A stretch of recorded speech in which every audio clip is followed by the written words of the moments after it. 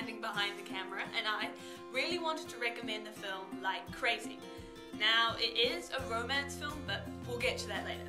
The plot follows American University student Jacob, who is played wonderfully by Anton Yelchin, and you'll know him if you've seen any of the new Star Trek films, and British University student Anna, who is on an exchange in America, who is played beautifully by Felicity Jones.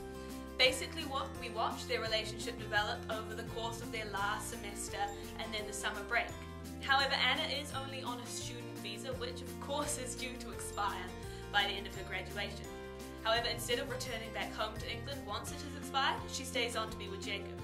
Of course, this comes to sort of cause lots of consequences for her when she ultimately goes back to England on a holiday and is denied access back into the States when she tries to get back to see Jacob.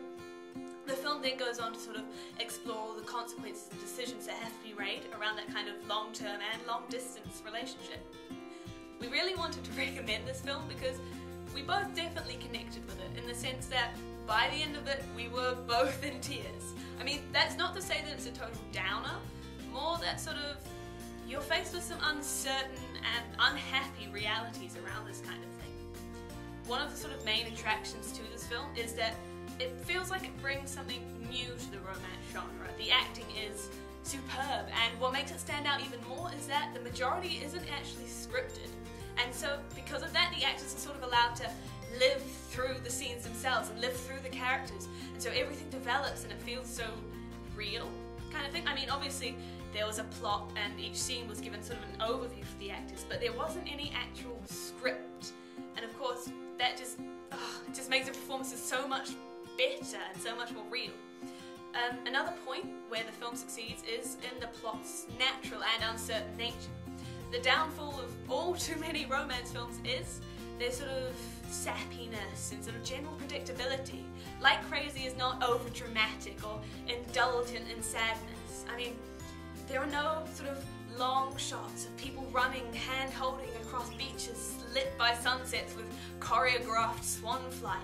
Instead, Jacob's dream is to make chairs, and when Anna cries, there's snot, there's actual snot.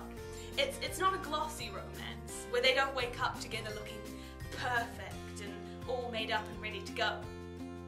The shots themselves, the film itself, sorry, is shot so naturally, to the point where the camera is simply an observer and we feel intrusive. We feel as though we're eavesdropping on this couple's relationship. And I think that comes from the fact that it is shot on a low budget. It's only shot on a 70 camera. I mean, of course, some of the shots are beautiful, the cinematography is gorgeous, but because of the naturalness of all the shots, it allows for the characters and the plot and everything else along with it to just develop on its own sort of terms, and it's really beautiful.